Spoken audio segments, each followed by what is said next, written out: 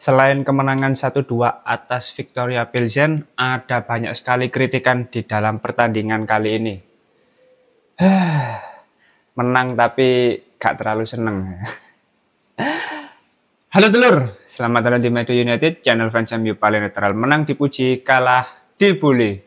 Di video kali ini kita akan melakukan review pertandingan Viktoria Pilsen melawan Manchester United di kompetisi Europa League ronde ke-6. Memang di pertandingan ini Manchester United berhasil meraih 3 poin di laga tandang dengan hasil yang menurutku ya biasa saja. Kenapa? Karena selama 90 menit banyak sekali kesalahan yang masih sering terjadi, banyak sekali kritikan yang akan kita bahas bersama. Yang pertama, selama 90 menit sebetulnya Manchester United ini mutlak mendominasi jalannya pertandingan. Bisa dilihat ya dari babak pertama itu Manchester United selalu mendominasi jalannya pertandingan. Tapi apa? Tidak ada peluang sama sekali. Kreativitas sangat tumpul di babak pertama. Lalu di babak kedua kembali Manchester United mendominasi jalannya pertandingan, terutama 20 menit akhir ya. Tapi di babak kedua masih banyak peluang yang terbuang sia-sia. Hal itu bisa kita lihat dari performa masing-masing pemain. Nah, sekarang kalau kita lihat, nah ini kritikan pertama ya teman-teman. Dari susunan pemain yang menjadi starting 11 di pertandingan kali ini, Ruben Amorim menurutku ada hal yang harus dikritik ya, ada kesalahan dari Ruben Amorim, yaitu tetap memilih Andre Onana sebagai starter di pertandingan kali ini.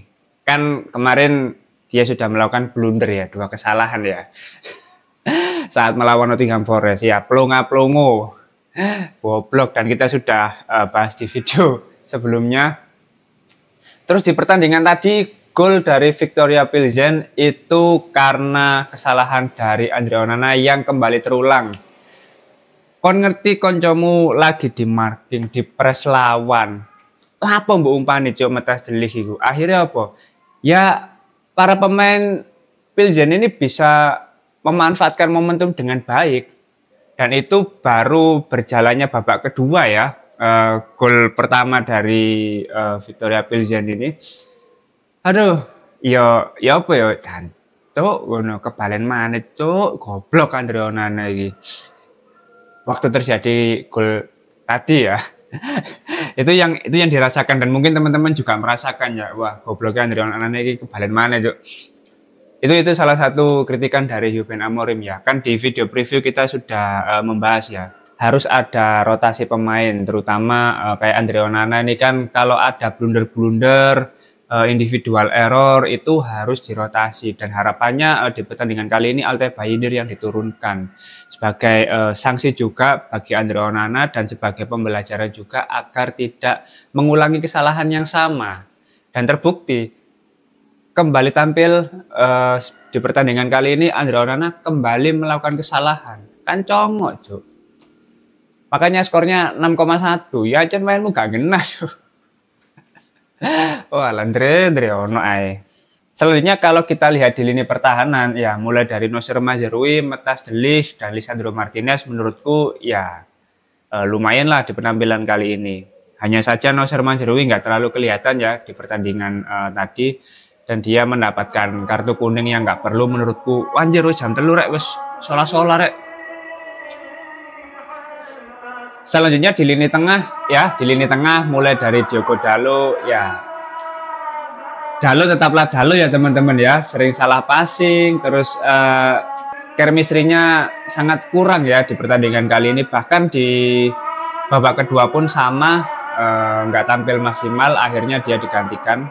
Selanjutnya untuk Tyrell Malacia ya sama saja ya. Ini wingback-nya di pertandingan kali ini nih nggak works gitu loh. Diogo Dalot meskipun bek kanan diplot sebagai wing bek kanan juga nggak kelihatan. Terus Tyrell Malacia ya sama saja, nggak bisa menunjukkan performa terbaiknya di pertandingan kali ini. Justru Casemiro dan Bruno Fernandes yang tampil lumayan bagus, karena Bruno Fernandes juga selain memberikan kontribusi assist di babak kedua, perannya juga sangat vital di pertandingan tadi. Casemiro juga gitu, dia beberapa kali ada penyelamatan lah saat Victoria Pilsen berusaha membangun serangan gitu, build up serangan dari tengah. Terus di lini serang Amad Diallo, Joshua Zirkzee dan Marcus Rashford, tentu Amad Diallo yang tampil paling bagus. Joshua Zirkzee menurutku hanya bagus saat dia seluruhan dari tengah lapangan sampai dalam kotak penalti dan menembakkan shot yang biasa saja. Sisanya ya nggak ada kontribusi lah Joshua Zirkzee. Terus Marcus Rashford apalagi ya, nggak kelihatan sama sekali. Sekalinya melakukan pressing terkena kartu kuning, melakukan dorongan yang nggak perlu. Ya itulah. Secara keseluruhan memang para pemain yang tampil sebagai starter menurutku ya 50-50 ya. Separuh bagus, separuh jelek. Tapi yang jelek sangat menonjol ya. Tapi kita semua tetap harus mengapresiasi Ruben Amorim karena di babak kedua dia bisa membaca situasi dengan sangat cepat. Dia bisa menganalisa titik-titik mana yang perlu diganti. Akhirnya di babak kedua dia melakukan rotasi pemain, dan para pemain yang masuk di babak kedua ini memberikan dampak yang sangat signifikan. Yang pertama Rasmus Højlund ya, Rasmus Højlund masuk menggantikan Marcus Rashford yang nggak bagus sama sekali. Bukan nggak bagus ya, welek Rashford ini 8,3 karena di pertandingan tadi ya dia mencetak 2 gol ya, nge-brace. Golnya pun menurutku sangat bagus. Terus Anthony, bayangkan Anthony skor 7,3, tapi di pertandingan tadi dia memang lumayan ya diplot sebagai wingback kanan. Lumayan cocok kombinasi antara Mazraoui, Anthony dan Amad Diallo. Tapi sayang sekali ya tadi waktu skema counter attack 3 pemain di depan ini melawan 1 pemain Victoria Pilsen masih belum terjadi sebuah gol. 3 pemain dari Anthony, Garnacho dan Amad Diallo kalau nggak salah, atau Rasmus Højlund, itu 3 orang di dalam kotak penalti. Anthony nge-shoot, cuk sih dorong gol cuk emane ya biasa gak apa-apa lah. Lalu Mason Mount, waduh Mason Mount ini sangat disayangkan ya, di pertandingan tadi itu dia ada 2 peluang besar loh, sudah tinggal shot aja, tapi ya sayang sekali ya belum beruntung ya, masih bisa diblok oleh kiper Victoria Pilsen. Sisanya untuk Alejandro Garnacho dan Manolo Ugarte ya, namanya pemain pengganti, nggak terlalu lama menit bermainnya ya, biasa-biasa saja lah. Secara keseluruhan di pertandingan kali ini memang yang paling layak diapresiasi dari komposisi pemain adalah rotasi pemain yang dilakukan oleh Ruben Amorim. Dia dengan cermat melakukan pergantian pemain sesuai dengan titik-titik yang sering kali melakukan kesalahan. Pemain-pemain yang masih sering melakukan individual error, Diogo Dalot, Tyrell Malacia, Joshua Zirkzee yang nggak kelihatan, Marcus Rashford yang nggak kelihatan, akhirnya diganti semua. Dan terbukti pergantian pemain itu memberikan dampak yang sangat nyata sampai akhir babak kedua. Nah selanjutnya kalau kita lihat secara statistik, secara statistik ini sangat memperlihatkan kekurangan dan kesalahan yang dilakukan para pemain Manchester United. Selama 90 menit Manchester United mutlak mengungguli jalannya pertandingan. Di kedua babak secara penguasaan bola 68% ya, mutlak, dibandingkan Victoria Pilsen yang hanya 32%.